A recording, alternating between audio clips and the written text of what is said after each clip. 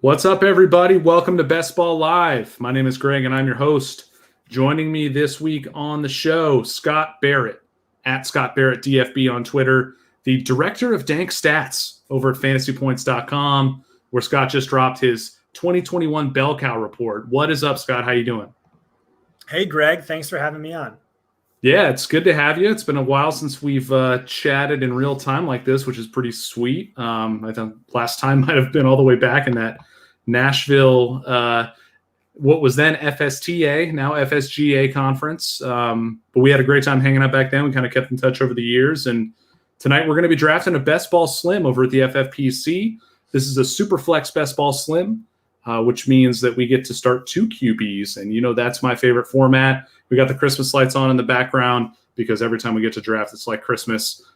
Scott, we drew the 12th pick here. And when I let you know that via DM before the show, you said you hate 12th pick. Is that just because you've been getting stuck with it a lot? Or is there a significant disadvantage to being 12th in the draft order in your mind? Yeah. So I've drafted 1, 2, 3, 4, 5, 6 Football Guys Players Championship teams. And I'm just continually stuck at pick 112. And it's so frustrating. So apparently it's random, but it's just not only does it stink because you lose out on one of the premium talents, but I just keep finding tiers dying at like pick 110.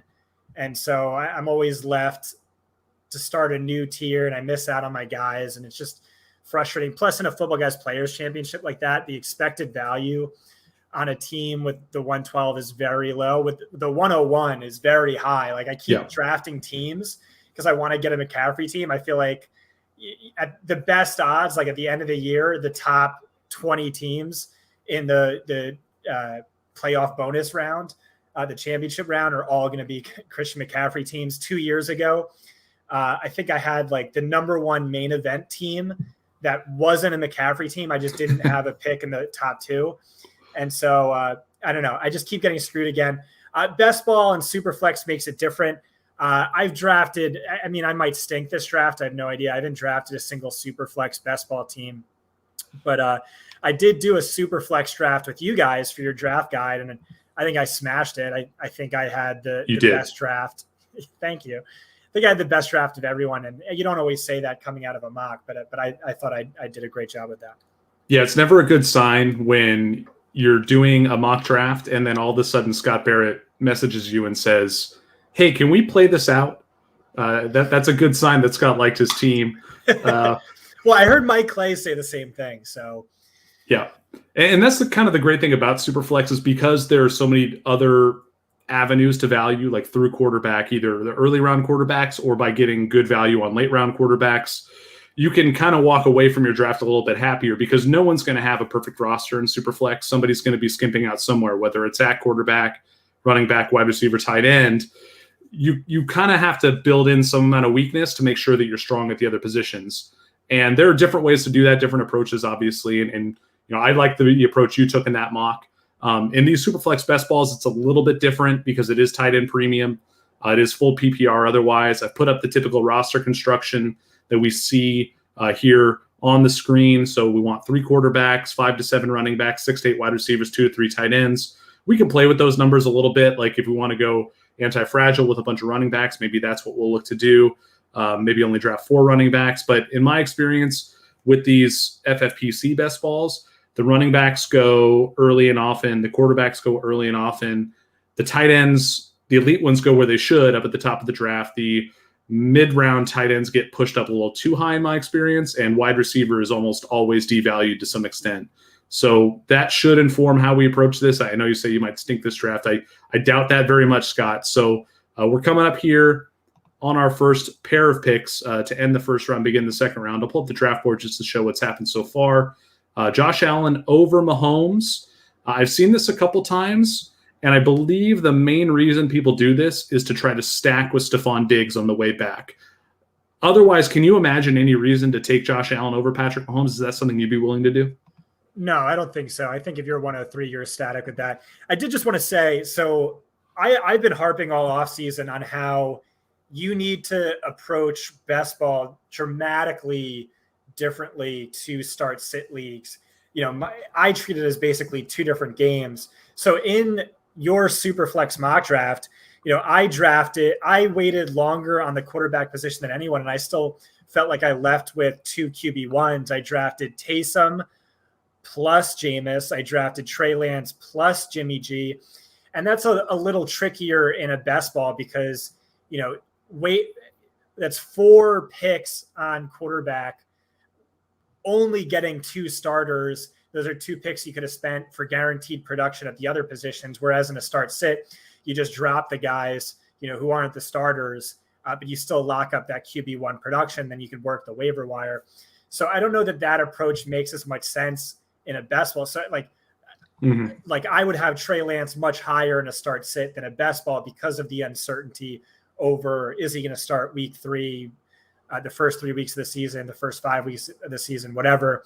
So I really have no strategy going into this. I'm going to guess if one of the big 5 QBs falls to me, I probably can't pass that up, but it looks like the big 5 QBs they're gone. went. Yep. And just like that, they're gone. Yeah. And and the bell cow report came out today. In a start sit league, I am tripping over myself to draft bell cow running backs, premium running backs. But in a best ball league, it's not as important. You can, combine together 2 low end RB2s to get, mid to low end RB1 production. Whereas you can't do that in a start sit. Like Nyheim Hines and JD McKissick were returning negative value to your teams last year. You never started them in the right weeks, but in a best ball, you could just combine their best games, put them together as one player and get that RB1 production. So, but yeah, in a super flex, typically the 2 most valuable positions due to scarcity are going to be quarterback and running back. But like I said, in a best ball, I devalue running back significantly. Yeah, and the main difference there between those 2 positions is quarterback is more scarce, but it's flatter scoring. So there are fewer of them total, but the bad ones score more on par with the good ones than the bad running backs do with the good running backs. But we're up. Oh, boy. Did you just make a pick there, Scott? Oh, I did. Okay, who did you take? Yeah, I took Zeke and Darren Waller. I like it. Sorry, yeah. I'm used to driving the draft. You kind of caught me off guard there. I'm like, oh, shit, what happened? We had picks made for us, but it's you driving the bus. I like it. I got this. I'm on easy street now. So elite tight end plus elite running back. I mean, Zeke at the end of the first round, I have no problem with that. That's hard to argue against. And in this format, Waller, I mean, how much farther is he behind Kelsey? It's probably a decent enough chunk. But again, when you're at the end of the round, you kind of have to find other ways to get value. I think you did that here. Do you want to talk about those 2 picks? Yeah, so I'll just talk about the psychology of it for a second. Like I said, this is my first Superflex best ball. And seeing Lamar Jackson there at 109, I got really excited. He's probably my QB2 in all honesty. And so I really wanted one of those top 5 quarterbacks. I mean, Russell Wilson probably made all the sense in the world, but it was like a psychology thing where, okay, well, I'll go a different position and we'll see if we can get cute and with maybe some later round quarterback, like I did in the mock draft for your draft guide. And so we'll see what happens. Like I said, the Konami code phenomenon, the top 5 quarterbacks means late round QB is more shaky than it's ever been before. Is more of an argument to pay up for quarterback, but at the same time, there's all this value at the quarterback position I like a lot. So I wouldn't mind chasing later on in the draft. In a best ball, not non-super flex, typically it is better to have an elite premium running back, and then you can sort of neglect the position for a while. You can neglect it a lot more than most people think.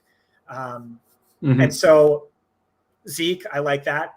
And then Waller is just so I talk about in my best ball primer. It was the first article I did. It was this like massive, 8,000 word article, but basically just read that and you're guaranteed to profit in best ball.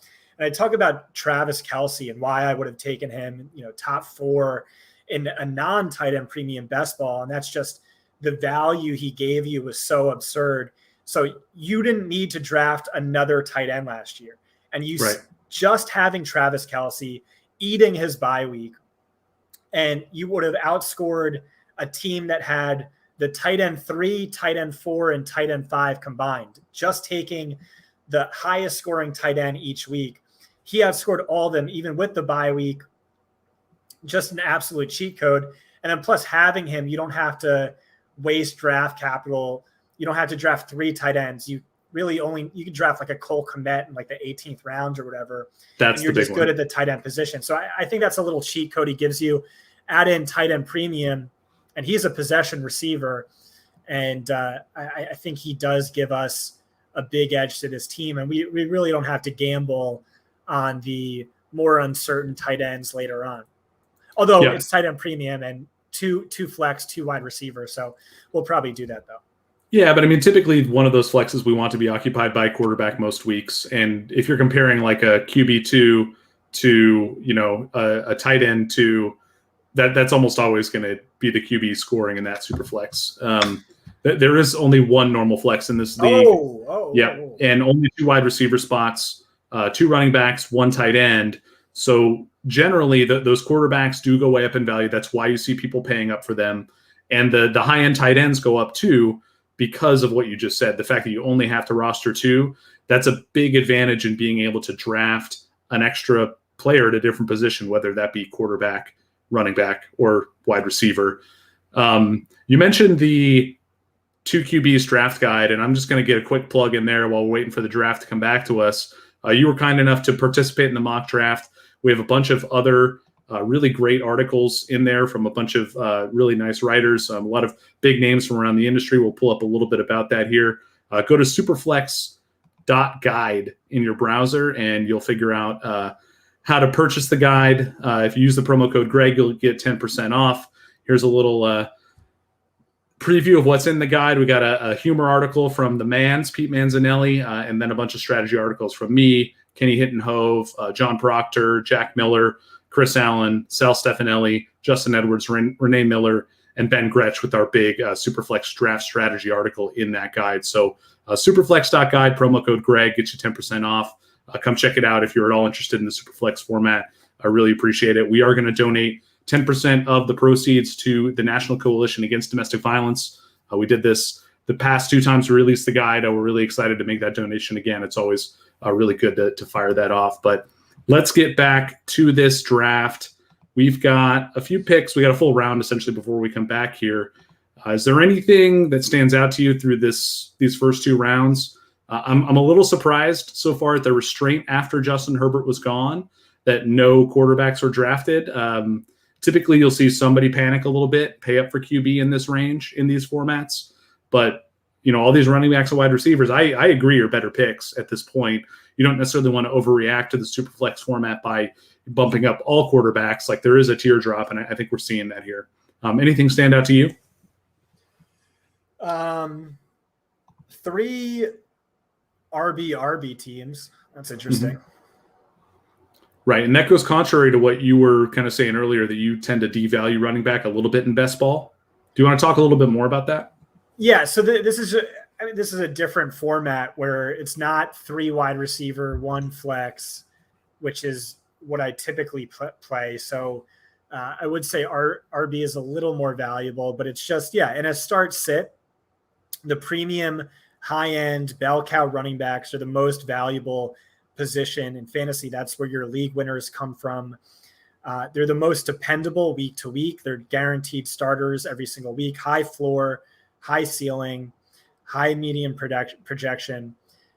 Whereas, the sort of Tariq Cohen, James White, J.D. McKissick, Nyheim Hines, scat backs, they're not as valuable in start sit because they're tough to predict week to week. Even like a Nick Chubb, Derrick Henry, those guys are risky. They're risky from a season-long projection in the standpoint that they need positive game script to be successful for fantasy. So if Tennessee or Cleveland falls about, 2 wins shy of their 10.5 win projection, it's going to be tough sledding for both. I'd see both running backs finish, mid RB2s, high-end RB2s. But they're also, volatile week to week where, in games Tennessee loses, Derrick Henry averages 11 fantasy points per game. In games they win, he averages 20 fantasy points per game. So it happens in a best ball where you only get the best games in started. Like, you don't have to figure out who to start each week. The computer does it for you. It really drives up those inconsistent, high volatility players like a James White. Like, James White is very valuable in best ball. He's a great pick. In a start-sit league, if you're ever starting James White, your team's in serious trouble. Yeah, so something went wrong if that's happening. Unless it's like full PPR, like start 3 or 4 running backs. You really don't want to be doing that. Yeah, I'd say Miller Time's not having a great draft, going RB. But if this were a start-sit league, I'd be tripping all over myself. And that's what I did in your guys' mock. I took Kamara, Taylor, Chubb, and half-point PBR. I mean, I'm probably going to end the offseason with 0 shares of Chubb and Taylor. But I mean, RB. Typically what I want to do in a non-best ball draft. Now, in this case, you're saying that this isn't what you would do, what the Miller Time drafter did from the second spot. But with that said, if you were to start this, what's the way to dig yourself out of it? Is it to only draft one more running back and then call it right there? Like, that's what I think when I think of a start like this is go with that hyper fragile approach. If you're going to invest that much in running back, assume that these guys are going to carry you. Just draft one more and then spend all of your other picks trying to make up for it at the other positions. Does that make sense to you? Yeah, no, that's exactly what you'd have to do. You're not drafting another running back here, I don't think. Right. Whereas what we've done at the end of the round here is Zeke and Darren Waller to kick off our draft. We're leaving ourselves a little bit more flexible. And I'd say drafting at the turn with so many picks in between our selections, this is something you kind of have to do. Like, I wouldn't have felt as comfortable going running back with those first 2 picks for that reason. So 15 picks without a quarterback. I wonder if we'll end up starting that new run. It's possible. And we're also not in really a position to not jump into a run if we feel like the value is there. I'm curious to see who falls to us. There goes Joe Burrow. That's probably a signal of something to come. But with that said, a lot of the drafters in between the current pick and us already have at least one quarterback. One of them has 2. So we're seeing a devaluation of the quarterback in this particular draft relative to my experience in these FFPC Superflex best balls. I'm going to pull up the draft room so we can kind of see who's available. And I've got the quarterbacks pulled up on the right here in the queue. This isn't necessarily how we would draft them. This is just to show who's available. And on the left-hand side, I'll just pivot between running back, where we're kind of in that dangerous second, third tier range where some of these guys are going to hit, but a lot of them might not. And then at wide receiver, it's a lot of good names left at this point. I don't think we need to take another tight end per our discussion earlier, but looking at who's available, it's Pitts, Hawkinson, Andrews up at the top. And so that's about it. We got 2 picks ahead of us here. Do you have a lean one way or the other? You don't have to call out any players by name, but do you have your eye on somebody at this point? Yeah, I was eyeing CEH, who just went. I thought he was the end of a tier. As much as I just talked about typically wanting to neglect the running back position, I don't know that I would have been able to pass on him specifically right there. I think let's go QB. It's looking like we have that luxury here. Like, there are a lot of names here that I'd be fine with as my first 2 quarterbacks. And again, because we don't know exactly what's going to come back to us after the next 24 picks, it probably does make sense to pounce here. We've got an anchor an anchor running back. We've got a high-end tight end. If we lock in our starting QBs, that's going to give us a lot at through the rest of the draft. So quarterback let's here. Go who are you looking at? QB, start a run. Which QBs are you thinking about right now? So top of my board would be Tannehill and Hurts, but you could talk me into Trevor Lawrence and maybe Tom Brady and Stafford as well. But yeah, for me, it would be Hurts and Tannehill. I don't know how you feel, though. This is your draft. What do you want to do? Yeah, in a start-sit, I would take Hurts here, and I'd feel really happy about it. In a best ball, I'm just going to grab the guaranteed production, and I'm going to take Brady and Stafford. Okay. And so the thinking there is, so I love Jalen Hurts. I love his upside as a hypermobile Konami code quarterback. If he finishes top 3 in fantasy points per game, wouldn't surprise me at all. He has the QB1 upside. And so I have on maybe every single Football Guys Players Championship team I've drafted so far, and I've drafted 6. And if I don't have him, I probably got Lance and someone earlier. Really love him. The concern would be a Deshaun Watson trade, but I think that's not very realistic. Plus, you have to factor in a suspension. There is concern that he loses the job because there's no risk for me that he's goal aces for fantasy. There is concern that he's not great for NFL, and he loses the job at some point in the season. So just looking at those 2 risk factors, I think that was enough for, in a best ball, gravitate towards safety. Sure, they're not Konami superstars, but we're going to draft a 3rd quarterback and then, pull them all together. We'll get upside. Brady and Stafford will have boom games. Stafford, man, give Sean McVay a real quarterback, one he thought was worth 2 first-round picks and a 3rd over how talented Jared Goff is. Like, that's a major upgrade. This is the guy 2 seasons ago everyone was saying was the most brilliant offensive-minded coach in football. Jared Goff, the year before last, led all quarterbacks in pass attempts. They don't have a running back. The great Greg Cosell, who works with us over at Fantasy Points, he made it seem like the MVP odds on him are way too low, and they're pretty high. I think he's 5th. And then Brady is, up there as well. We'll have those boom games, not the consistency of a Konami code quarterback, but we'll get those boom games. And he was lights out towards the tail end of last season, despite playing with a pretty severe knee injury. Another full season of working on rapport with a healthy Chris Godwin, a healthy Mike Evans, Antonio Brown, a full off season of that. Gronk, getting back into shape. It's exciting, and I feel good about this squad. Yeah, I like that idea of kind of going for the consistency with these veteran QBs. And I do think there is that upside, especially with Stafford, to kind of spike the way Aaron Rodgers did last year with a high touchdown percentage. And that's not something you can really bank on. It's not something you really want to draft around. But considering that you're going to get that steady production otherwise, if he happens to be that one, pocket passer who spikes a really high TD rate, that could be, a really big benefit. I don't know how high you think Stafford can climb, up the quarterback rankings. Like, I don't think there's any argument to be had for taking him ahead of the top 5 guys. I don't think you can take him ahead of Rodgers or Wilson necessarily. But if you wanted to take Matthew Stafford over Justin Herbert, over Joe Burrow, who are 2 of the names that came up here ahead of him, like, I have absolutely no issue with that.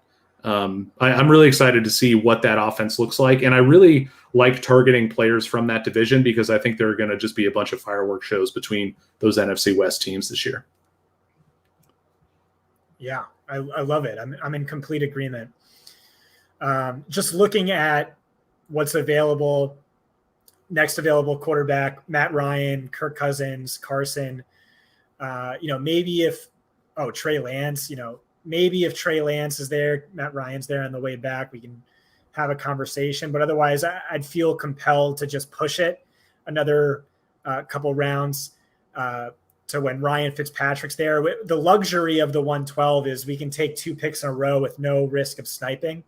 Right. So something that's also open to us is a Jameis Winston Taysom Hill stack, which I clearly like.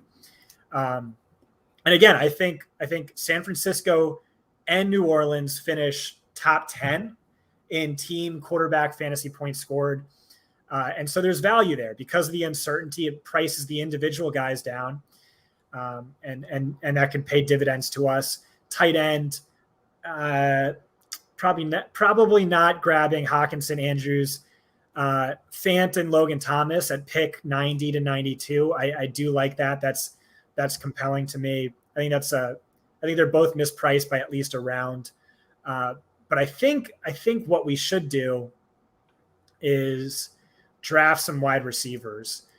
Just given the format, they have more boom games, like high ceiling weeks than running back.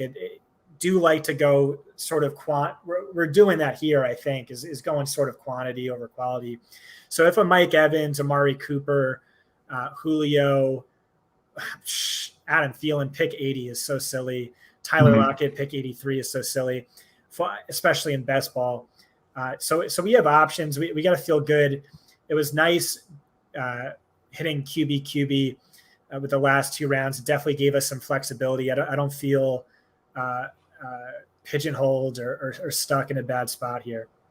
Yeah, and we talked about this earlier, but taking Waller earlier means we only have to draft 2 tight ends, which is what opens up the possibility of doing a double tap on Taysom Hill and Jameis Winston, or a double tap on the Niners quarterbacks. Not necessarily that we would take those 2 back-to-back in this draft. Like, you can definitely wait on Garoppolo, but to take Lance and then maybe try to get Garoppolo later. And honestly, if Lance is your QB3, that could be a situation where I wouldn't even feel compelled to go after Garoppolo as like that insurance, because, I'm assuming Brady and Stafford are going to carry us most of the time.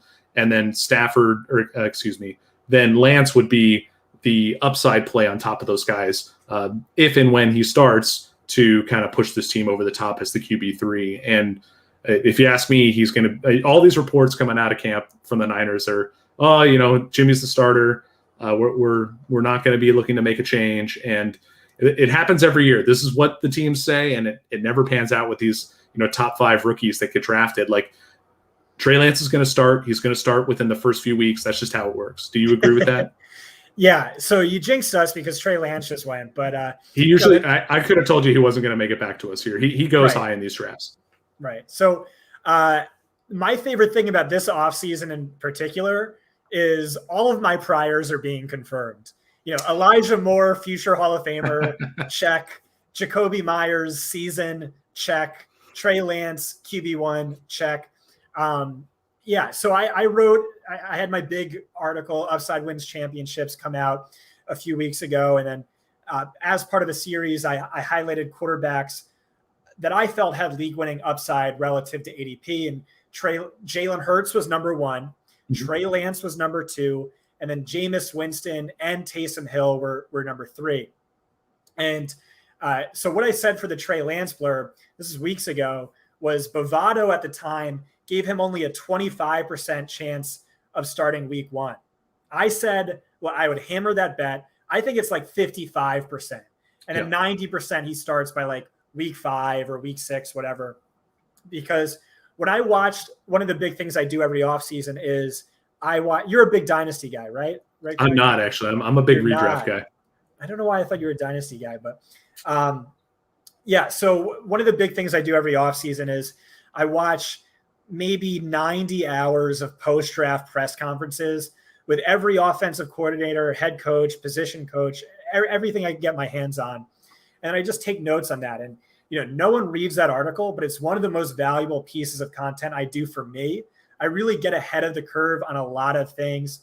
And a lot of things like beat writers will end up missing, or you won't hear about it until months later. And anyway, in watching the post-draft press conference, it was clear that, there was so much uncertainty. Oh, do they like Mac Jones? Mac Jones, yeah. Trey Lance was his guy from the start. And they asked him about, well, what's going on with Jimmy G? Like, is this a quarterback competition? And he really made it seem like he was quietly rooting for Trey Lance. He was like, well, yeah, Garoppolo's our starter for now. And like every single time he said that, he qualified it with currently or for now. And he did say, hey, if he makes it a competition, like, woo boy, that would be great. That would be awesome. Like, he's just quietly rooting for. And then today, Benjamin Albright said he heard from the team he's Mahomes 2.0. They showed the clip of him throwing that, obscene throw that is a video game move that beat writers are like, I didn't think human beings could do that. I want to clarify. We have some guys on staff who are very, very plugged in, guys like Adam Kaplan. Mm-hmm. And one of the comments we got from, I won't name names, but someone very plugged in said that contrary to current reports, Jalen Hurts has been very underwhelming in camp. And that's really disappointing to me as someone who loves him, has a lot of exposure, but blown assignments, not following the directions of the play, going off script. He's making wow plays, and that's exciting beat writers. But for those who know what the plays are and what the quarterback is supposed to do, he's been underwhelming. And the same thing for Trey Lance, very boom or bust, very hit or miss. He's making some incredible wow plays, but there's a lot of bad in there too. So, just a little cold water on the hype train for two guys I love, but still, I mean, sky high potential with two guys with massive Konami code upside. And then, look at Trey Lance with the supporting cast he has, absolutely obscene. It's just 3 of the best yards after the catch guys in the game. So I need to pay attention to ADP because we're on the clock in 2 seconds. Yeah, so I can talk through a little bit about what we're looking at here. The top quarterbacks available according to FFPC are Tua, Justin Fields, and Big Ben. Then Daniel Jones, Ryan Fitzpatrick lower there. We could push our QB3 a little bit maybe. Running back, you're looking at Etienne, Josh Jacobs, Darrell Henderson, Mike Davis at the top of ADP, and wide receivers, Julio, Godwin, Jamar Chase, Cooper Kupp, Adam Thielen, Tyler Lockett. I don't think you can go wrong with any of those guys. So what are you thinking here, Scott? Justin Fields is an intriguing upside play.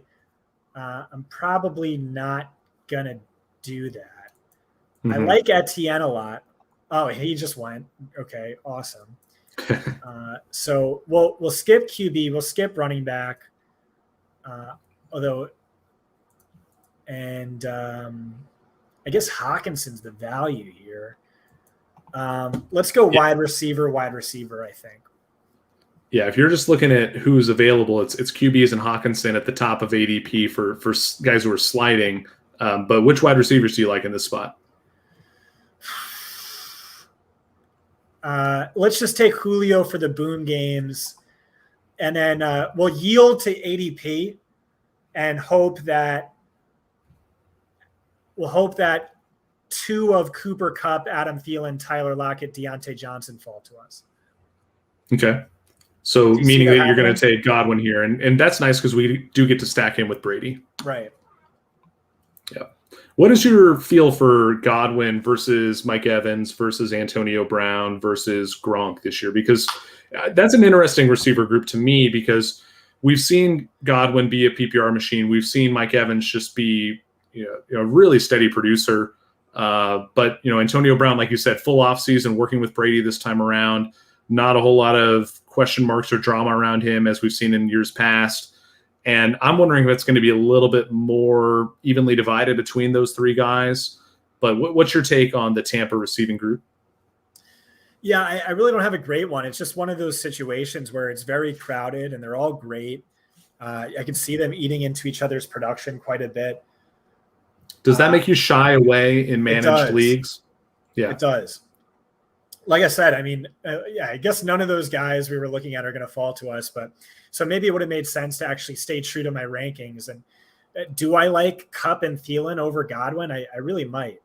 And is that how much of your rankings are informed by that kind of managed league perspective versus best ball?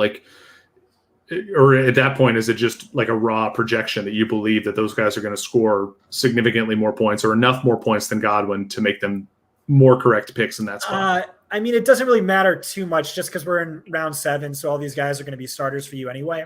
Right. But it will matter quite a bit for a Tyler Lockett, right? So the most inconsistent player in fantasy 2 years in a row, if you take away his top 3 highest scoring games in each of the past 2 seasons, he averages 12 fantasy points per game. He's barely a starter. But in best ball, he's valuable because you get all those, the 55-point game and none of his absolute duds. But in a start-sit league, he returned, despite finishing 14th in fantasy points per game, 11th in total fantasy points, whatever it was, he returned negative value to your team because, you were his wins above replacement, your win percentage in the games where he totally flopped were so low. And in the games he went off, there's diminishing returns on that. Like, okay, he scores 30 points.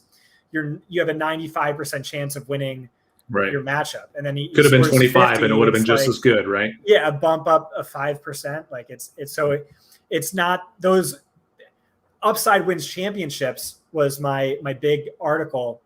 And the problem I had last year was people thought I was talking about weekly upside, but weekly upsides are relevant and can even be a detriment outside of best ball.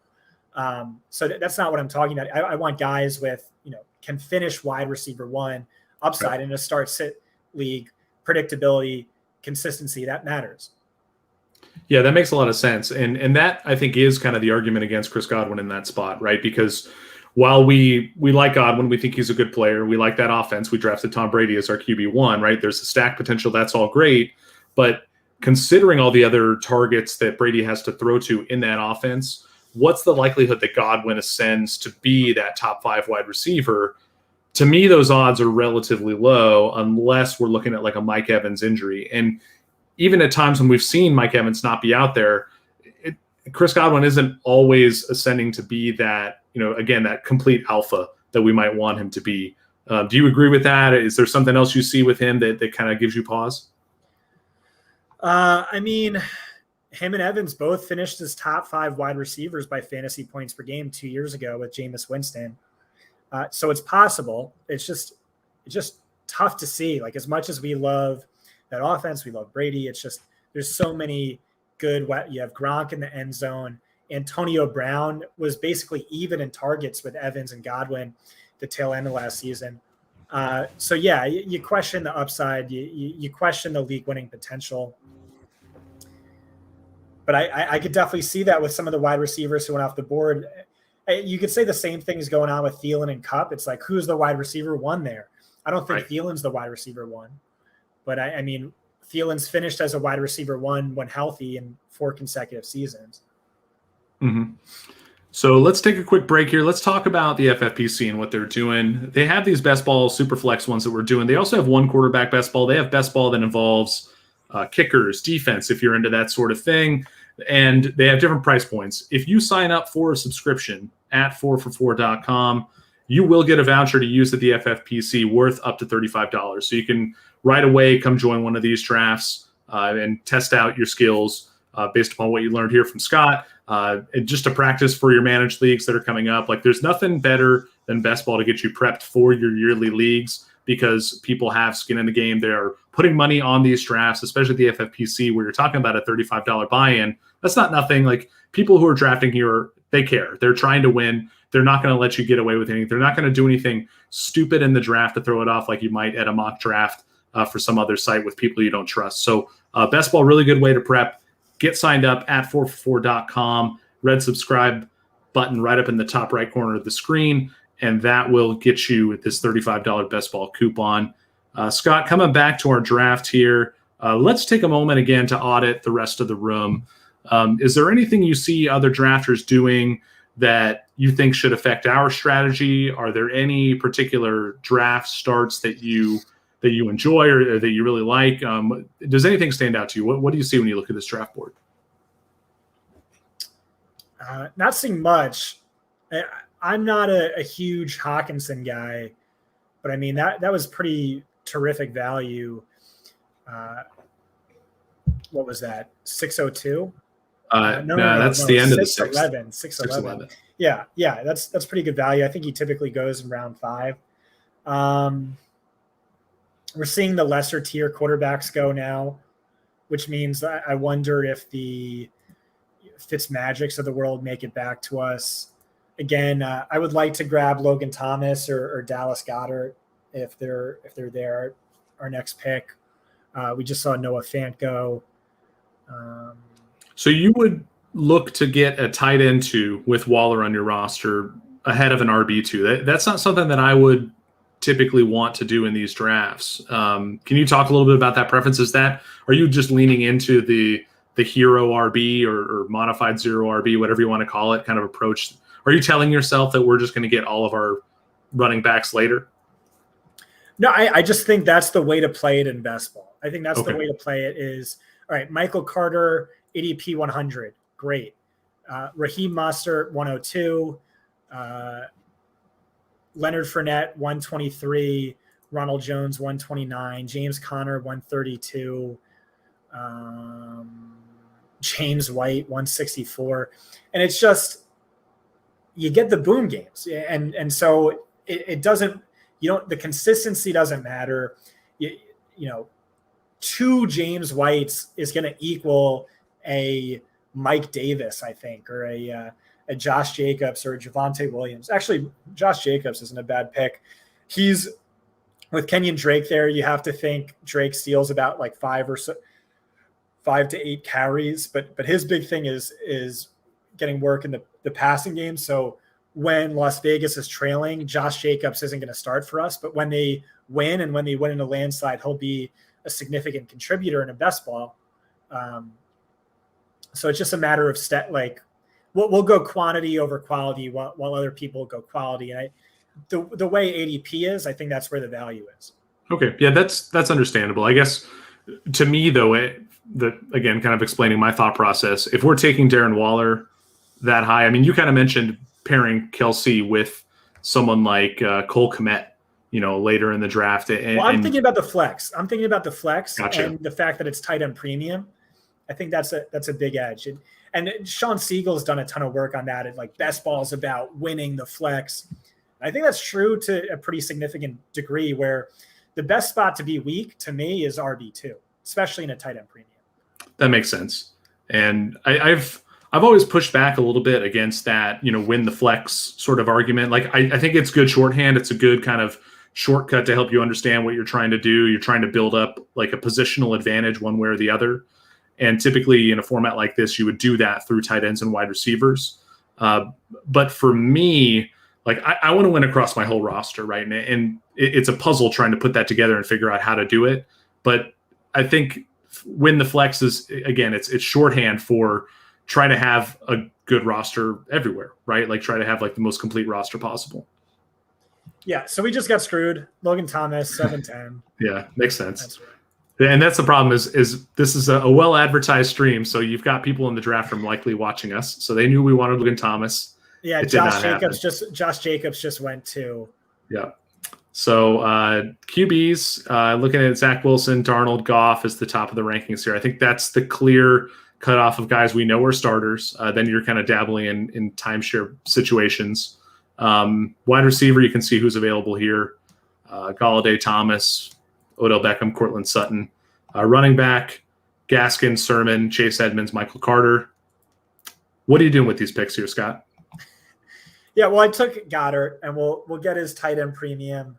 I love Goddard. Ertz is still there, so a little bit of a concern with that. And then Gaskin, I think, is a better start-sit pick just because, all of the value with him is, okay, he's going to continue to be the bell cow he was last season, where you just look at the games he was healthy. He was putting up, mid-range RB1 production on mid-range RB1 volume, and that's super valuable. The concern is, he doesn't get that bell cow role. Maybe someone else gets it. I don't see that happening given their roster. But I mean, even if it's a committee that's valuable to us in the best ball and he'll contribute, wasn't what I was hoping for, but I feel good about both picks. And now we have, flexibility is a value. Yes. Especially when you have, picks on the turn, you have to wait 24 picks, but we got to feel really good about our flexibility. We have 2 quarterbacks, 2 running backs, 2 wide receivers, 2 tight ends. We're feeling okay. Yeah. And with those 2 tight ends, we really don't have to draft a third one. That opens up a roster spot to use somewhere else. With our quarterbacks, we have flexibility. We could take a guy who could be in a potential timeshare, whether that's Jameis, or even like if we end up waiting even longer, like maybe we just don't get the opportunity to draft the guy we want. And we end up taking someone like Teddy Bridgewater, Cam Newton, Mac Jones, a potential timeshare quarterback as our QB3. That can still work. So yeah, I like that flexibility as well. And I'm really interested in Goddard this year. I think leading up to this point, the rumors that Zach Ertz was going to get traded, like the heavy rumors that he was going to be gone, really had me excited about Goddard. Now we have to walk that back a little bit with reports that, Ertz is in camp. They may not be able to trade him. I'm curious to see how that shapes up for him. With that said, even with Ertz there, like Goddard could still be really good, right? Yeah, I mean, ideally, it's very rare to see two tight ends produce on one team, with the Patriots, Gronk, Hernandez being the lone exception. So without a doubt, Ertz being there definitely sort of kneecaps him, but it's still early enough in the offseason that who knows, maybe Indianapolis or Buffalo will trade for him. Maybe they'll cut him, but even if not, we'll still get those boom games. How dare and again, you? we don't have to draft another tight end after that, so it does open up some spots for us. How dare you besmirch the two tight end glory of Jonnu Smith and Anthony Ferguson last year? I can't believe you just threw those guys under the bus, saying that two tight ends couldn't do it on the same team. I mean, who didn't think Jonnu deserved more targets last year, right? Yeah, for sure. I'm curious to see what that tight end situation looks like in New England. Like, it seems like they're really built to feature Hunter Henry and Jonnu Smith. I think the question is, can both those guys stay healthy? And will they eat too much into each other's workloads to where neither one is usable in a managed league? In best ball, I like both those guys as potential values. I think they're going late enough to where that's kind of the type of tight end too that I would be looking to pair with an elite guy like Kelsey or Waller. So like where we took Goddard, I might have taken a QB3 there, taken another wide receiver, or maybe double tapped running back with Gaskin, thinking that like I'm smarter than the average bear on the late round tight ends, which I might not be, but that's kind of like the game I like to play when I do these drafts, is try to mine value in those like really bottom end of the tight end 2 tier. Yeah, you might be right, especially in a best ball, especially with Darren Waller already on our team. Who do you like? Because I mean, Higbee has obvious upside. Yep. Given what we saw without Gerald Everett 2 years ago. Robert Tonyan just put together the most efficient tight end season in NFL history by fantasy points per target. All reports out at a camp are he looks even better this year. He's going to get force-fed the ball. Don't like Gesicki. Don't like Irv Smith. Troutman, I mean, I like him. I like his talent. Who else does New Orleans have to throw the ball to with Michael Thomas out halfway through the season? Not really chasing Jonnu. Again, it's the two tight end thing. Yep. But I mean, I like his talent, and Belichick a year ago said he was the most dangerous tight end after the catch. He said that over George Kittle, and then he went out and signed him big money. Evan Ingram, the argument for him is he's now a year removed from a devastating injury that typically saps a player's production about 80%. They're 80% of their typical selves, and the year following they're back to 100%. So that's an argument for him. Gerald Everett's been one of my favorite best ball tight end targets, just because from that post-draft presser review series I do, Shane Waldron said he's the number 3 receiver on the team, and he's certainly not priced like it. Gronk, you have touchdown upside for best ball, I guess. And then Ertz, I mean, you can make a case for Ertz.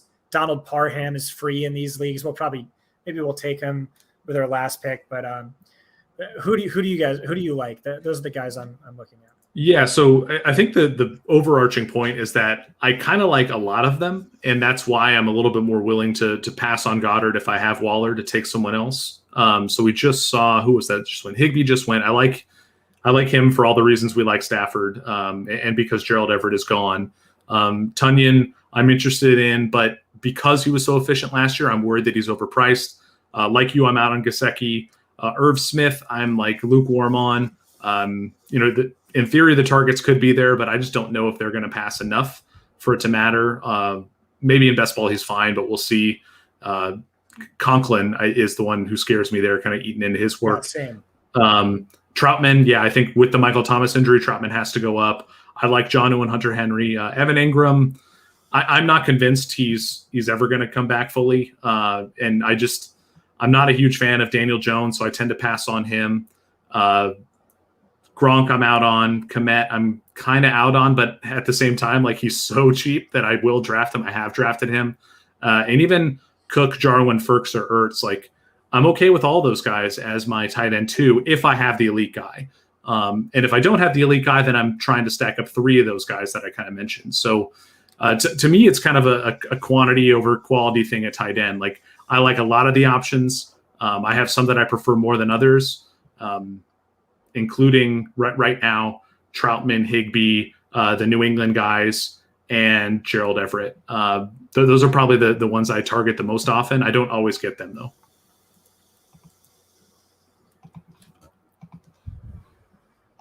So we got a few picks here before we come back up in round 9. We talked previously about how we have a lot of flexibility here. We're getting to the point where we're seeing drop-offs at every position, I'd say. If anything, like tight end is one of the deeper ones because there's so many unknowns. But wide receiver, I think people talk about how wide receiver is really deep. I think this is where people trick themselves and say wide receiver is deep. Again, best ball smooths over a lot of stuff. Like you look at the guys who are available here, and I like a lot of these names in best ball. If you ask me how many of these guys I want to start every week in a managed league, I'd be a lot more shaky on that. Although there are a couple names that I won't throw out here in case, just so on an effort to not get sniped. And then at running back, we're definitely in the, I don't know if you call it the dead zone or the danger zone or what. Like we're just looking at nobody who has like a clear established role. Damian Harris might be close to that, and reports are that Sony Michel looks decent in camp so far. Still has James White to contend with. They brought in Ramondre Stevenson. Like that's a crowded backfield same as it ever was in New England, right? So you're really banking on kind of something to go right for one of these guys for them to pay off. And so I'm curious to see what you want to do with these two picks. I feel like we have incentive to take another running back or to take our QB3 here. But I think we could go in any direction just based upon our construction to this point. Yeah. This is what stinks about having the 112. Our two running back targets, Michael Carter and Raheem Mostert, just went. Yep. So I love both of those guys, especially in best ball. I think Mostert's one of the best ball picks you can make. Wide receiver, same for Brandon Cooks, but I'm going to hope he falls. And I think we'll double tap quarterback here. Interesting. Just because, there's only 32 potential starters, so that well runs dry pretty quick. So, I mean, you mentioned Brandon Cooks, but you also mentioned double tapping. I mean, we only have two picks to use here. If you want to take Brandon Cooks, you're only taking one other quarterback. We're gonna go double quarterback here. The only question, Greg, is do we go Wentz, Goff and get potentially 4 starters from our pool, or do we go Winston, Taysom and get that combined QB1? Yeah, it's an interesting proposition, and I think if you take Wentz, there is incentive to take Goff, right? Because we know Wentz isn't going to start the year healthy, or maybe he's just barely in there. But I have concerns about that. And then you take Goff to kind of smooth that over, right? Because we're pretty sure Goff is going to be the starter in Detroit all year. My preference would be to lean into the New Orleans guys, but it looks like you've made Wentz one of the picks, and there's Goff. So why did you choose those two over the pair of New Orleans passers? Yeah, I mean, the argument with New Orleans is, okay, Taysom is this hypermobile Konami code quarterback. Jameis is potentially, handed over the reins from Drew Brees, and he doesn't have a noodle arm like Drew Brees did last year. So great upside. But I don't know. I'm just thinking you get 4 quarterbacks who are likely to start the entire season barring injury, and you just cobble together the top 2 boom games from both quarterbacks, and that's going to beat out the New Orleans tandem. Maybe not. In a start-sit league, I'm not drafting Jared Goff. Yeah. But in a best ball, ideally just you give them the right matchup, Jared Goff versus Atlanta or whatever, and we'll get a 28-point game from him or 25-point game. Who knows? Maybe that's wrong thinking, but we'll see. That's the way we're playing it, at least. This might be the first time on stream that I've drafted Carson Wentz. Maybe we drafted him once before, but he's typically been a player I was avoiding even before the injury, mostly because I'm not convinced he's good, but also because I expect them to run a lot and not put the ball in his hands too much. Now, we have seen Wentz have some rushing ability in seasons past. And so that does make him a little bit more appealing from a floor perspective. I'm curious just in general what you think about that Indianapolis offense, especially with the recent news that Quentin Nelson is also injured, going to miss some time. Their talented guard there in Indianapolis. I think there is an argument to be made that Indy was being underrated, especially their receivers, right? Like somebody's going to catch the ball there, and none of those wide receivers are priced as appropriately as they probably should have been. Like at least one of them should be ranked higher or drafted higher. We just don't know which player it's going to be. Like, is it going to be Paris Campbell? Is it going to be T.Y. Hilton? Or is it going to be Michael Pittman? What are your expectations for the Colts offense? And I don't know, how are you talking yourself into that Carson Wentz pick, I guess is what I'm really asking. Well, just for me in best ball, it's about drafting positions more so than players. Okay. And it's a super flex, and we just locked up 4 basically guaranteed starters, barring injury. And again, the argument was maybe the upside's not there with Wentz, Goff, and we would have had more upside and would have been more valuable to go with the New Orleans quarterbacks. That's certainly I don't know the answer to that, but yeah, in a best ball, yeah, I do like to draft basically positions, and I think that is my edge, and that's how I win. And I showed in Fantasy Points Best Ball Primer that best ball is the most beatable, most exploitable fantasy format. It's the easiest to profit in. And part of the reason why is because so many people are drafting suboptimally, like Team 2 that drafted 4 running backs in their first 5 picks in a best ball. Doesn't make a lot of sense. I don't think that was a good use of their draft capital. But by drafting optimally, drafting the right positions, I think we have a pretty significant edge. And from here on out, what are we doing? We're loading up on wide receivers, and we'll draft a couple more running backs.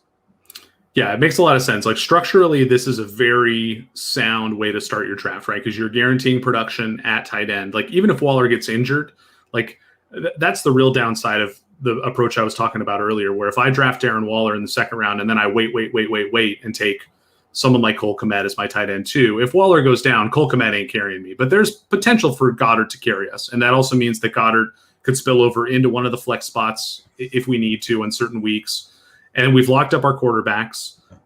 We've skimped out on running back, but you've already talked about how you're going to take a quantity over quality approach there. And I think that, again, relative to the best ball format, that's a sharp angle.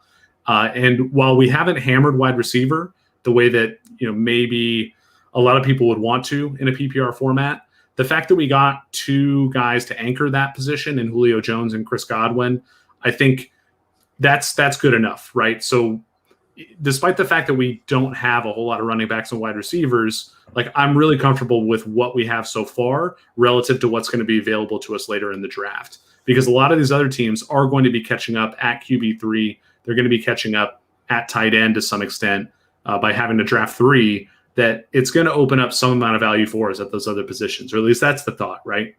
Right. I will say running back's about to get pretty scary. Yeah. It depends on who falls back to us, but it could get pretty scary. It was a calculated risk. That's what we did. And we'll see. We'll see if it pays off.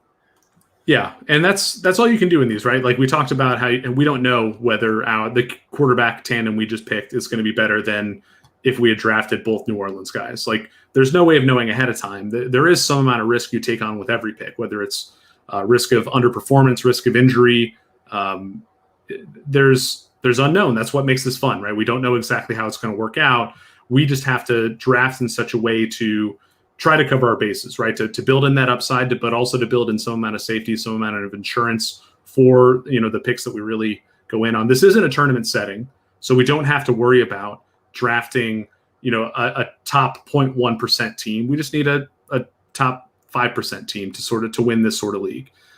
So yeah, it'll be interesting to see how the rest of our picks shape up if we're happy with the wide receivers and running backs that we land throughout the balance of the draft. But I agree with you that those are probably the only 2 positions we need to look at again. And actually, with that in mind, let's go into the draft room.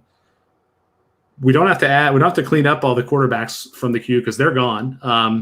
I'll put running backs in the queue just in order of ADP here at FFPC.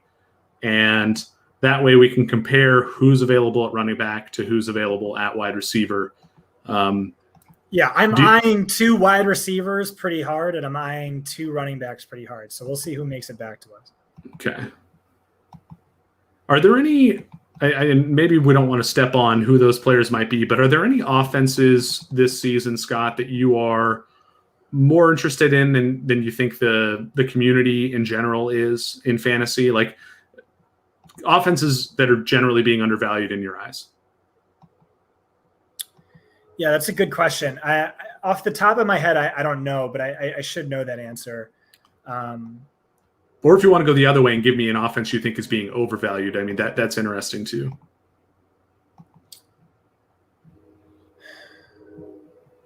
Putting you on the spot, I apologize.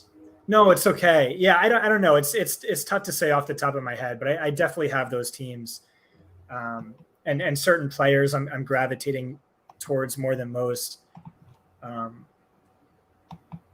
Yeah, maybe let's not give too much away in terms of potential sniping. Mike Williams is off the board. I liked Mike Williams a lot. Was hoping he would fall. Yeah, he's been a player I've been all about this offseason, especially best ball. I mean, again, you weed out the bad weeks. I mean, he could be another version of Tyler Lockett, right? Yeah, I mean, the offensive coordinator is saying he's the X in this offense, and the X finds – I mean, the ball finds the X in my offense, the New Orleans style offense. He's sort of our Michael Thomas, which I don't know. If you have Keenan Allen, I don't know why you don't make Keenan Allen your Michael Thomas. But, yeah, Keenan Allen's pretty good. But yeah, no Hunter Henry. He should see the best target volume of his career.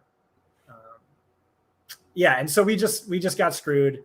So Mike Williams went, and then both Tampa running backs went, which is what I really wanted to do with this pick. And so if those guys fell to us, we won this draft. They didn't. So now things get murky, things get risky. So we're going to have to really, dumpster dive for running back production. Yeah, we're playing on hard mode now. This is a relatively sharp draft from at least this stage of the draft. They're not going to let us get those running back values we wanted. And yeah, Mike Williams, man, that one would have been really nice to add to this team. But I've got in the draft from running backs on the right-hand side in the queue, wide receivers on the left-hand side, just in the players section here. And this will allow us to kind of compare what's what at each position. You can see that we're dealing with unknowns, especially at running back, but even at wide receiver, like none of these guys really profile as true, alpha wide receiver 1 types. I mean, maybe Cooks, but you look at the offense that he's in and it's like, can he do it with Tyrod Taylor and Davis Mills at quarterback? Like maybe. Like we've seen Tyrod Taylor support pretty good receiver play at times, but Antonio Brown's gone. That made a lot of sense for a team with the stack. Yeah, missed on Brown. I was hoping that maybe he would make it.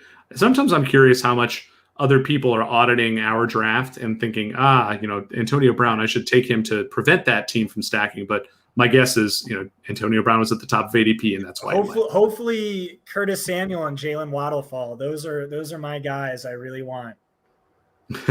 Throwing out some disinformation. Yeah, I was going to say I could tell just from the tone of your voice that you're being a little facetious there. I actually do like Curtis Samuel a fair amount. I mean, drafting him this late, I have no problem with. Does he really elevate himself above the other names in this range? Like, maybe not, but I think it's kind of exciting for him to get that kind of locked in wide receiver 2 role on a team with Ryan Fitzpatrick at quarterback. We've been really hyped at 4 for 4 about the Ryan Fitzpatrick experience in Washington, but I am worried that maybe we're overrating his impact there because as good as Ryan Fitzpatrick was last year, we've seen him be very bad at times too. So it'll be an interesting situation there with the Washington football team. I'm curious to see how it plays out. So the guy right in front of us took Taysom Hill with his last pick. Jameis Winston has not gone off the board. So I guarantee you he's going to get Jameis on the way back. He's going to take, probably a running back or wide receiver here. And he's like, all right, team 12 is not going to get Jameis. He has 4 quarterbacks. But I mean, we could just screw him and take Jameis. Just punish him if he doesn't take Jameis. Screw this guy. Yeah. I didn't pay for this league. There goes Brandon Cooks. Yeah, that would have been a nice one. Yeah, that's the guy I wanted. That's who I coveted for the past That's why the 112 is hard, man. You can't just grab values. You can't just grab your guys. I mean, we did talk about him earlier, to be fair. Like Cooks was a name we mentioned like 2 rounds ago. So, it figures that he was on other people's radar. But what do you want to do here? Honestly, these running backs are pretty uninspiring. I wanted Connor. That was a pick I like. And then what do you want to do? You want to – what jumps out to you at either position? So at wide receiver, I'm interested in Samuel. I like Landry a fair amount, but not necessarily here in this spot. I think we should aim for more upside with our wide receiver picks. At running back, you could talk me into Edwards, Latavius Murray, one of the receiving guys. I don't have a strong lean, to be honest. I was really hoping Cooks would make it to us here. Yeah, same. Should I just take Jameis and screw that guy? I don't think you should. I mean, I think that's no. I know. Yeah. Okay. I took Jamal Williams. Anthony Lynn is a donkey, and he's all he's ever shown us is he's a donkey. So I'm just going to hope he continues to be a donkey. And Jamal Williams inexplicably gets 14 touches per game, and Swift gets 14 touches per game inexplicably. Yeah, and even if it's not that sort of a touch split or a carry split, Williams could still just be the goal line guy. And, at this stage of the draft, that could be good enough in addition to, 8 to 15 carries per game, sometimes with some touchdown upside, like Jamal Williams in the 12th round. Like, I'm fine with that. It is interesting that we stacked him with Goff. I don't think that's something I ever would envision myself doing. Yeah, it doesn't really – there's no upside there. It doesn't really make sense. What you could say is a game. Maybe you're hitting every Lions touchdown, right? Yeah. Are there any outlandish stacks like that you do like? I recently did the Raz Bowl Best Ball. I'm not sure if you participated in that, but I ended up stacking both of the Niners running backs, and I love that. I don't hate that in a normal league, and in best ball, I kind of just love it because that's an offense I want to be involved in, and I think both those running backs are good. Trey Sermon and Raheem Mostert. Like, are there any other ones like that, like not traditional, receiver quarterback stacks that you like? Not really, just because I don't know. Stacking is shown to be, people think it's optimal in best ball. It actually, like, the win rates don't budge at all with stacking, which is kind of counterintuitive or surprising, but it's not really something that factors too much into my analysis outside of breaking ties. Fair enough. Yeah, I mean, you mentioned the Jameis and Taysom Hill stack in Superflex or 2QB. I think that's one that does make sense. I think you can make the same argument for the 2 quarterbacks in New England, Cam Newton and Mac Jones. So that's a good one. That's a good one because if a Mac Jones stack with Damian Harris, Jacoby Myers, Nelson Aguilar, something like that, that makes a ton of sense because Cam Newton was basically Tim Tebow last year. You look at the numbers, it's identical to Tim Tebow throughout his career. Really bad. Vultures all the goal line touchdowns, low pass volume, low pass efficiency. And so the hope, you tell yourself a story, and the story is, okay, Mac Jones is, a competent enough sort of statuesque pocket passer where him being under center benefits Damian Harris, more goal line touchdowns, benefits Jacoby Myers, more targets, more quality targets. And so something like that makes sense where you tell yourself a story, and then if it plays out that way, it pays dividends. And then if it doesn't play out that way, you can just drop those guys in the start-sit league. Yeah, definitely. So it sounds to me like you are on the Mac Jones bandwagon, at least to be the primary starter. Maybe not start the year as the QB1 in New England, but finish the year as the starter and maybe play more games or start more games than Newton. Is that generally how you envision that scenario? Yeah, I mean, I'd like to see that happen. I think that's better for fantasy. I think that's what should happen. I mean, you spend that valuable draft capital on the guy. You want to see if he could play. Maybe Cam Newton was just hurt last year or something, but I don't know. I don't really see that playing out. Yeah, fair enough. Let's see. So Bridgewater just went. And seeing where Bridgewater goes relative to the other quarterbacks. Oh, my God. My guy, Elijah Moore, 1206. I thought he was going to make it back to us. This might be the first draft I didn't end up with him. I didn't want to bring him up because you said that you liked him, and I thought there was a chance he would make it back. But again, I think this room is just listening in, and they're taking the guys that Scott likes, which is a good angle to take in fantasy football because Scott knows what he's doing. But speaking of Bridgewater, that's a scenario where we don't have the rookie draft capital to lean on like we do with Trey Lance or with Mac Jones. We have a free agent in Bridgewater brought in to compete with a former rookie. I mean, I guess they're all former rookies, but Drew Lock, who has not been good. And Drew Lock is still, younger, and somebody might tell themselves that Drew Lock has more upside because of that youth than Bridgewater. But the way I see it, like Bridgewater is just a better quarterback, and he should be the starter there, especially if they want to be good this year. What's your read on that quarterback situation? And do you think there's value in Bridgewater or in Lock late in these Superflex drafts? Yeah, no, I think that's right. I think Lock does have more upside. He is younger, better arm. Bridgewater does not have upside. We know who Bridgewater is at this point of his career. He can't drive the ball down the field. He refuses to do so. I do think Bridgewater is better. I think they're more likely to win games with Bridgewater under center.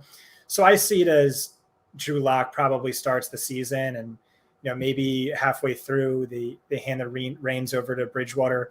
Neither guy is too compelling for me. The bench risk with Lock, and then Bridgewater, he's not going to play the first half and doesn't have much weekly or season-long upside when he does play. What's more noteworthy to me, I think, is how it reflects on the receivers. Drew Lock under center would be more beneficial for Courtland Sutton and Tim Patrick, the jump ball receivers, whereas Jerry Jeudy, a route technician, gets open at will, would benefit more from Bridgewater. I mean, he supported 3 top 30 fantasy wide receivers last year. He's good in that regard. He just can't really drive the ball down the field. I was talking to one of my guys at PFF. I used to work there, and I'm still friends with some of the guys who work behind the scenes charting plays. And he told me that, I mean, I don't have access to the stat, but he told me on non-targeted routes, Jerry Jeudy was open at a higher percentage than any other receiver. And then on targeted routes, Jeudy was about average in terms of getting open. And what that meant to this guy was Drew Lock was both blind and an absolute dummy. Like he just telegraphing the throws. He just did not see Jeudy open when he was wide open, didn't throw to him when he was wide open. And then, like you said, telegraphed the throws, or he targeted him when he wasn't open. Like, what are you doing, guy? Yeah. And yeah, I don't think Drew Lock's smart. I don't think he's great, but I've been wrong before. I was a Josh Allen hater his rookie season, and he's one of the best quarterbacks in football now. So guys can develop, guys can grow, and quarterback is the trickiest position to evaluate, I think. Yeah. Now, with all this Denver quarterback talk, I don't think I would take Bridgewater over Jameis Winston. Like, even if you do think Taysom Hill is more the guy, I think there's just more value, more upside in taking Jameis as your QB3 than Bridgewater. So I didn't realize that Jameis was available when we started talking about Bridgewater. So yeah, I just wanted to kind of make that note there and make that clear.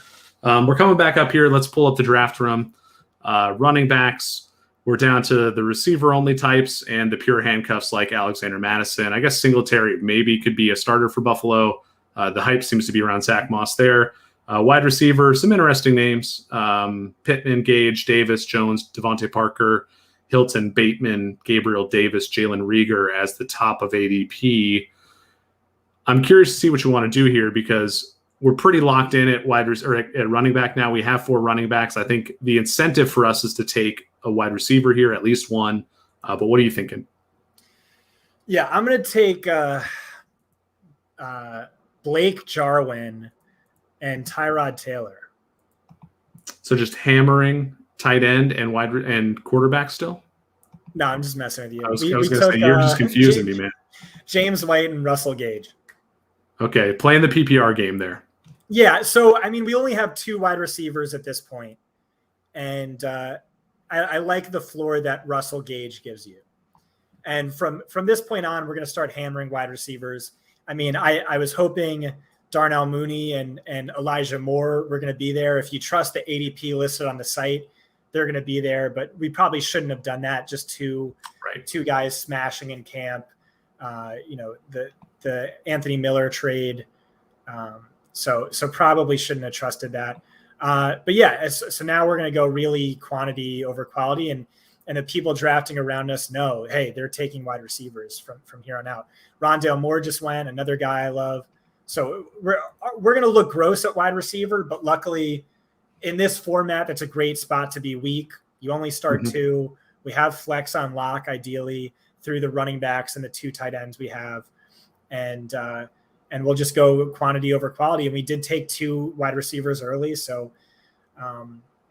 it's just get those boom games from some, Henry Ruggs types. Like, I think he's off the board at this point, but he's not a player I like at all. My model had him ranked as like the 12th best wide receiver in the class. And my model like loved Waddle. My model thought Waddle was top 5, but Ruggs, he's just like, he'll have a few boom games where he hauls in 2 deep passes and scores, 19 points or whatever. And so it's just grabbing sort of guys like that fit that mold. I would be surprised if he was drafted already. I think Ruggs should still be available, but maybe I missed that. Wow, that's probably the highest I've ever seen him go in one of these. That's way too high, yeah. Yeah, I would never draft him there. That's pretty wild.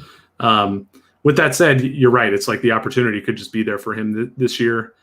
I'm not convinced of that. But yeah, looking at our roster down here, I don't know if we need to take another running back. Yeah, we're definitely done at quarterback. Running back. Yeah. There might be one round where we might talk ourselves into another tight end or maybe another running back. But yeah, I kind of foresee this just being all wide receivers from here on out. And I like that. I kind of like that. Yeah, I mean, that's what the format kind of dictates. Like you said, there are only 2 starting wide receivers. We have those locked up with Julio and Godwin.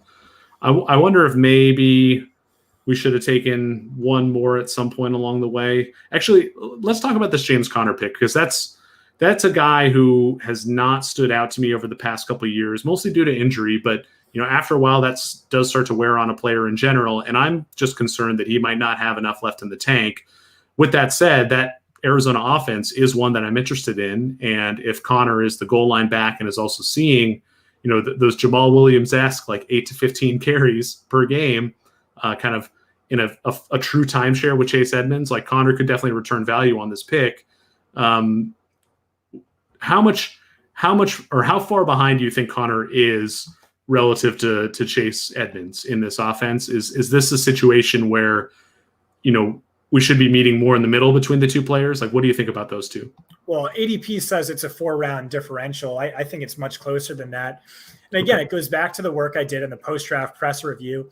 But why I love drafting early is because people are late on this stuff. When these guys are very honest, they lie through their teeth, coach speak, all that stuff, except right after the draft. They put their feet up on the desk.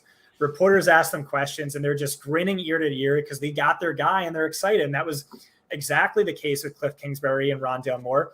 He said basically verbatim, Rondale Moore is going to be a week 1 starter for us. That's why we drafted him here. Our starting wide receiver sets are going to be Rondale in the slot, DeAndre Hopkins in the X, AJ Green starting opposite him out wide, and then our wide receiver 4 is going to be Christian Kirk also in the slot.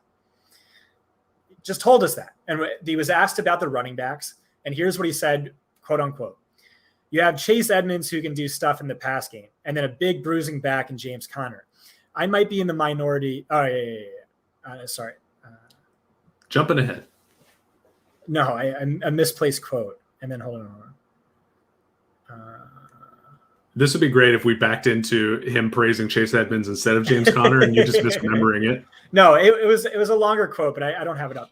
But that's all right. Yeah, it basically heavily implied that Conner is going to continue to see basically the Kenyon Drake role and Okay. Chase Edmonds' bump is going to be negligible. It's basically the same role. You don't really see him as a workhorse. Heavily involved in the passing game for sure, but really not much of an uptick. And yeah, James Conner getting those goal line carries. Can he stay healthy? I have no idea. Maybe not, probably not. But at that value, given the construction we took, I thought that was fine. And I feel fine with the running back position. You lock up the RB1 with Zeke, ideally every week starter, barring maybe a couple of weeks. I have him RB5, so maybe he went. It looks like he went RB5. RB5. And I actually have Saquon ahead of him. So that was just me not reading the draft board, because Saquon went a couple of picks after. But yeah, I feel good about that pick. I feel good about the running backs. Again, it's just RB1 unlock, and then we have 4 guys to battle it out for RB2 across their boom weeks. I think we can get that done. Yeah, and honestly, of the ones that we drafted after Zeke, I do like Gaskin as a player who could theoretically be that every week starter in a managed league. Will he perform like that in a best ball? Maybe not. I have some concerns that they're going to be a little bit more split carries with Salvon Ahmed and Malcolm Brown, but still, like, Gaskin was good last year. I think that there's reason to think he's going to be the lead guy. And then kind of bookending those other two, James Conner and Jamal Williams, with James White as just this, like, we've talked about him already on the stream, like a really safe PPR machine. Do you think that we need Mac Jones to be the predominant quarterback in New England for James White to really reach his potential, or do you think he can still be pretty good with Cam Newton? No, we're hoping for Mac Jones, but right. I mean, he could be valuable either way at that price tag, which was very low. Mm-hmm. But I mean, the difference in quarterbacks could be a difference in like 6 fantasy points per game. I could see that happening. Also, Rex Burkhead isn't there anymore. That's important, because they were the last 2 years when Burkhead was healthy, splitting that scat back role. Gaskin, I do think, has underrated upside. So from week 5 until the end of the season last year, he averaged 15.7 carries, 4.5 targets. And then the 3 best stats you could look at: fantasy points per game, expected fantasy points per game, and snap share: 19.7 fantasy points per game, 18 XFP per game, 69% snap share. There's only 3 running backs average more fantasy points per game. Only 4 saw better volume XFP. Only 7 had a better snap share.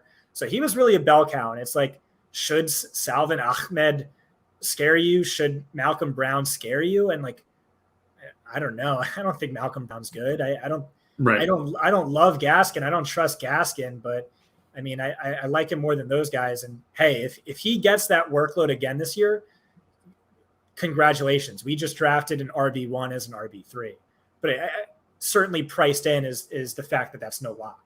Yeah. I mean, and that's it. That's exactly it. It's a given, considering his cost, that there's that risk. But of the other options in that range who have similar risk, like, he is one of the ones I like more. But particularly because I like that team as well. Like, that's an offense that, we talked a little bit about offenses that maybe we expect to overperform the fantasy expectations. And Miami could definitely be one of those, specifically in the running game, because their defense is so good. I could see them playing, a little bit more ground and pound there. We'll find out, though. They have so many good receivers now that maybe it's not in their best interest to play that way, but we'll see. Coming back up here, 1 pick ahead of us. We are on the clock. It's wide receiver time, right? Yeah, I'll let you make these 2 picks. You're gonna let me make them. Oh man, I'll veto. Yeah, right? I mean, they're all like kind of the same to me, and we'll just defer to ADP. I'm gonna throw it right back to you, because I don't have a strong lean for any of these guys. I mean, we talked about Ruggs. Like, is John Brown 2 rounds later just a better version of that, or a more affordable version? I don't think he's a starter right now. I think Bryan Edwards and Ruggs are starting over him. How do you feel about? Let's see. I mean, we talked about the indie guys. We have. Maybe it makes sense to stack Hilton or Campbell here with one of these picks. What do you think about that? You want to grab both and just get that stack? Just double it up? I don't hate it. Why not? What do you think? Screw it.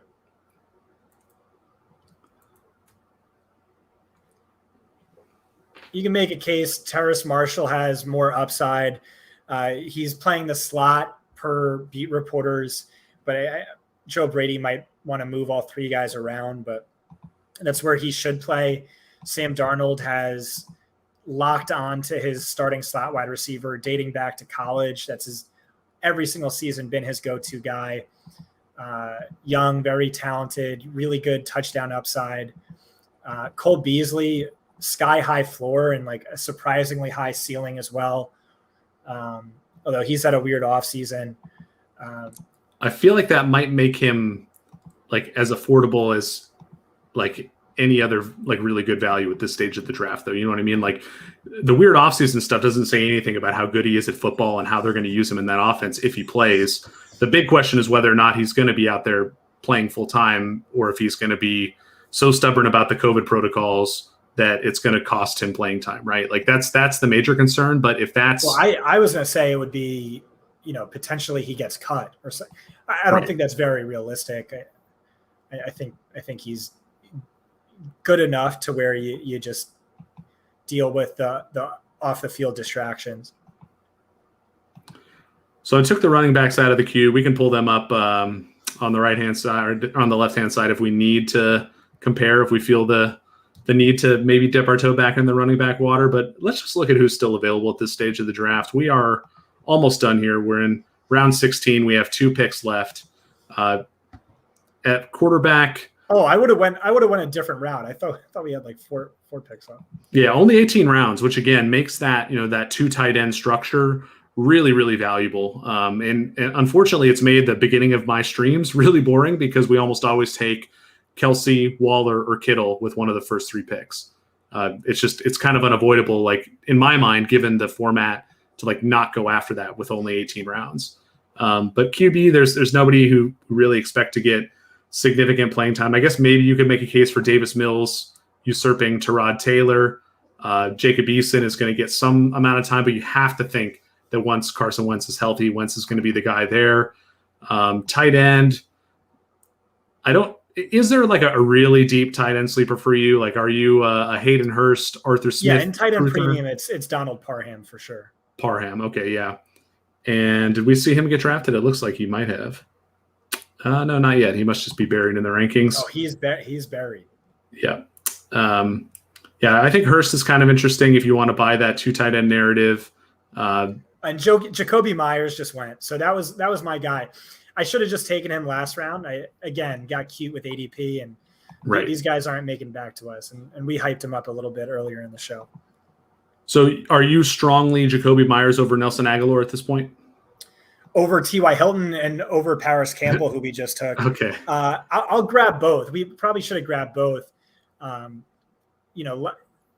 maybe I'm wrong. Maybe it's the guy who would be paid all this money to, but I do think it is Jacoby as the favorite right now for that wide receiver 1 role. Yeah, and even if you go heavy 12 personnel, I think there's enough room for targets. Wes Welker, he I think finished just behind Calvin Johnson in targets that year. Both tight ends went over 1,000 yards, and 85% of that was from the slot. So there's definitely that doesn't worry me too much. Yeah. I think that is one of those position battles where I really want to know who is going to be the fantasy wide receiver 1 in New England. And then for all the time I spend thinking about that, I spend just as much thinking about, does it matter? Like, is that a player I actually want on my team? Because we talked about offenses to target. Like, there are the offenses that you want to avoid, or at least the position groups on certain teams that you want to avoid. We even threw out, Tampa Bay potentially being like one where those guys are overvalued, like Chris Godwin, Mike Evans, Antonio Brown in a managed league, because they all might have enough bust weeks with them eating into each other's targets. But on a team like New England or a team like Indianapolis, like these teams that we expect to throw less, there's potentially a situation where even the number 1 wide receiver isn't a person you want to be rostering in fantasy because they're just not getting enough work or not getting enough high value targets or high value touches. Yeah. Looking back at our draft board, definitely agree with you. It would have made more sense to go wide receiver than Dallas Goedert, just because if he produces, he has to come in the flex because of Darren Waller's existence. Yep. Whereas a wide receiver, could have been wide receiver 2, could have been flex. So I think that was probably suboptimal by us, but still feel good about our team. Would have preferred to get Elijah, Darnell Mooney, who was hoping to fall, Mike Williams, Brandon Cooks, who was hoping to fall, Jacoby Myers, who was hoping to, so like that kind of hurt us a little bit. Shouldn't have trusted ADP, especially at the 112 where you have such a long wait.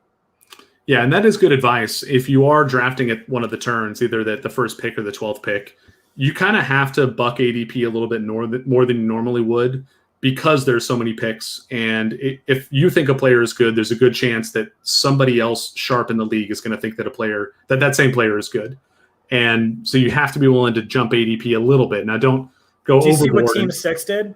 I did not. Let's take a look here. They got Mac Jones, Jacoby, and Nelson Aguilar, and Cam. So they stacked that New England. Not gonna lie, I don't hate it.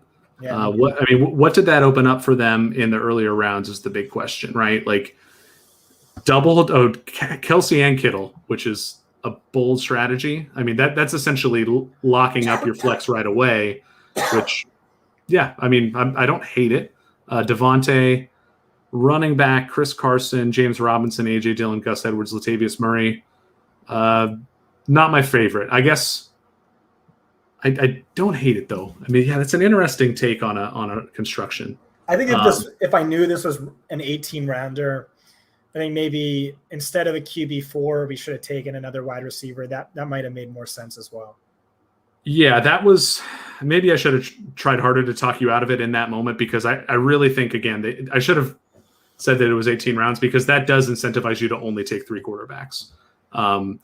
But again, like I also talked earlier about how, because we took Waller, we were only planning to take 2 tight ends, that opened up the possibility of doing a 4th quarterback. So I kind of laid the groundwork for you to make that mistake. So that's on me. The Goddard pick, if we do that again, or actually, you know what, we'll save this discussion after we pick, because it got back to us. Donald Parham just went. Yeah, I mean, again, we're talking about these guys. The draft room is listening. Quarterback or wide receivers at this point, like, do you agree that we're just double tapping wide receiver to close this thing out? Oh, of course. Brian Edwards, I feel really good about. Brian Edwards, interesting. Current starter for the team. Like I said, I don't like Ruggs. Did he just get snipes? He did. No, we took. Oh, that was you taking him. Okay. And so, all 3 Detroit wide receivers. I lean towards Tyrell, I guess. I'm a Perriman guy, for what it's worth. Are you? Yeah. Kadarius Toney, possibly. I like Van Jefferson here too, as a stack with Stafford, and again, kind of a wide receiver 3. That's too crowded target receiver room, I think. Okay. Kadarius Toney has upside. Yeah, I was going to say the Giants guys, Slayton and Toney, are interesting to me. But again, all these guys are kind of dart throws. So what do you want to do? We got 15 seconds. I'm trying to see if I guess I'll just take Tyrell. And the only thing that went into that was a beat writer in March said he thinks he's going to lead the team in targets.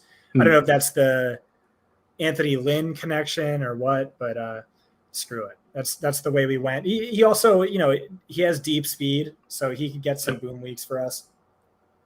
Yeah, and I mean, as often as Tyrell Williams has been injured, so is Brashad Perriman. Like, one of those guys could return really good value considering where they're going. I've tended to lean towards Perriman just because we've seen him be good more recently than Tyrell Williams, but that could flip on a dime. I want to get back to this Goddard pick, and if we had taken a wide receiver there, looking at who was still available, which wide receiver would you have taken in that spot? Was Tyler Lockett still there, or did he go? Lockett was gone by the time we took Goddard. So, like Jeudy. So then it would be Jeudy or Galladay. Probably Jeudy. He's one of my guys this year. But you really want Bridgewater starting. Yeah, totally. Now, which tight end do you think you would have tried to target in the later rounds if we had passed on Goddard there? Yeah, you really don't even need to draft. We could have went as late as we wanted to. We could have drafted a Parham, but. I mean, Tunyon and Higbee only went, a round and a half later. So it wasn't terrible value. Probably Gerald. I'm looking at Everett and Troutman and Jonnu in this over one of these quarterback picks, right? Like we turn Goddard into a wide receiver, and then we turn Wentz or Goff into a tight end. And I think I like this team a little bit more, but it's marginal. I still think it's a good team. I still like this. Yeah, I agree.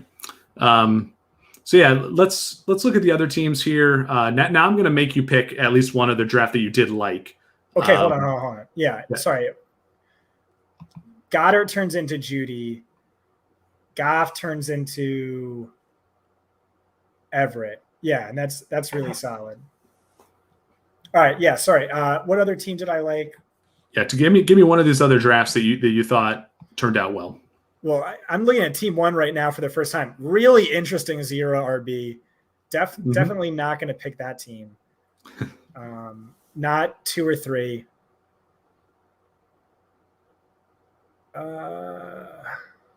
Probably not 4. The 7 pick team is interesting to me. I like the structure of it at the very least. Like team 7. Yeah, Dak, Tyreek, Burrow. I don't really love Montgomery or Swift as players either. Yeah, that's a good point. I didn't even see how long you waited on tight end. Oh, probably team 10. Team 10. It's the grabbed. I like the quarterback. I mean, maybe that's not great value, but I like their quarterbacks. I like their wide receivers. I like their tight ends. Mm-hmm. And even the running backs, for as long as this draft are waited, like Sanders and Davis, theoretically locked into bell cow rules for their team. Like maybe not locked in, but predominant ball carriers for their teams. David Johnson, I think, is possibly the same thing, and he handcuffed Johnson with Lindsey. I don't like that very much. I probably would have spread that out to a different team. I don't know if I want 2 Texans running backs on any team, best ball or not. But yeah, that's a solid squad, and a lot of for all the picks I don't like, a lot of picks that I really like. So yeah, I agree with that's a nice one. Well, that was fun, Scott. I really appreciate you coming on the stream here. Viewers can check out your work over at FantasyPoints.com. You have the Bell Cow report that just came out. You've mentioned a couple other articles you've worked on over the off season. Is there anything you got upcoming you want to plug? Yeah, my biggest article of the off season, My Guys, where I just lay out optimal draft strategy, the guys I'm, circling my draft to get, my rankings for every position, and then that's going to be continually updated throughout the off season. So be on the lookout for that maybe next week. Anything else going on over at Fantasy Points from your teammates there that you want to shout out? Yeah, John Hanson's going to do basically his version of the same article. Graham's always putting out content, bunch of different, draft strategy pieces, exploit ADP on various sites. Tom Brawley does great gambling content, and we'll do DFS in season. I don't know. I'm always bad at plugging your site, but if you want to subscribe, use promo code 21 Barrett10. That's going to give you 10% off your subscription. Yeah, and head over to 4for4.com. If you're not subscribed with us already, there's a red subscribe button up in the top right corner of the screen. When you sign up, you will get a $35 voucher to use here at the FFPC on one of these best ball drafts or on one of their other products. Up to $35 to use on a draft. A bunch of great content over at 4for4.com. John Paulson just dropped his 99 stats you need to know before the season. All sorts of awesome nuggets in there. I think if you want to get a taste of it, you can read the first 33 stats for free. And then if you want to read the other 66 stats, you do need to sign up for a 4for4 subscription. We have a lot of different packages there, including DFS, betting, season-long draft content, dabbling in other sports at 4for4.com now too, golf, basketball. There's a lot to love about what we got going on at the site. So head over there, get that $35 voucher to use here at the FFPC. Be sure to head over to superflex.guide as well. Check out the 2QBs draft guide back again for 2020. Sal Stefanelli and I put this together with the help of a bunch of other really great contributors, including Scott, who was a part of our 12-team Superflex mock draft. So if you like what you saw here on the best ball side of Superflex things, come over to the draft guide, check out what we got for managed leagues. We think that we will give you a real big leg up in your Superflex and 2 quarterback formats in the 2021 season. It was a labor of love. We're really excited to put it out there again. We took a couple of years off and very excited. Anyway, follow me on Twitter at Greg Sauce. Follow Scott at Scott Barrett DFB. Follow the 4for4 site at 4for4 football. Any parting shots here before we go, Scott? Nope. Had fun drafting with you. Yeah, it was a lot of fun. I like the team, and it was good to catch up. And hopefully we'll get to do it again someday. Thank you very much for coming on. Thanks to everybody else for watching. We will catch you next time on Best Ball Live. Actually, before we go, I should plug the other shows that we got coming up. Later this week on Thursday, James Coe is drafting a Best Ball at Underdog with Denny Carter. And then next week on Tuesday, again, August 10th, I will have Jen Akins from 4for4 drafting another one of these Superflex Best Balls. So come on back for that. Otherwise, thanks again for watching. We'll catch you next time.